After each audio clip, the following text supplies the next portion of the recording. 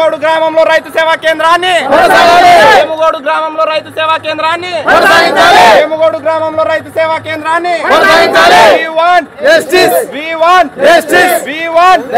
వేముగోడు గ్రామంలో ఒక ఈరిగ సంచికి 2 కిలోమీటర్లు పోయి తెచ్చుకోవాలి. చేనుల పనులు వదిలిపెట్టాలి. అక్కడ వర్షం వస్తే ఈరిగ సంచి నానిపోతుంది.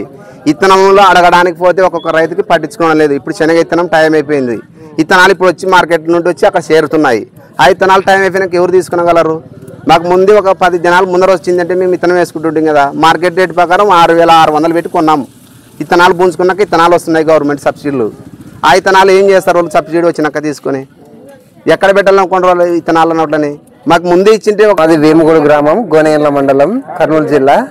మా గ్రామం నందు రైతు భరోసా కేంద్రం యథావిధిగా కొనసాగించాలి. గతంలో ఉన్నదాన్ని తొలగించి ఇప్పుడు మేము రైతులకు చాలా ఇబ్బంది పడుతున్నాం. యథావిధిగా రైతు భరోసా కేంద్రం కొనసాగించాలి.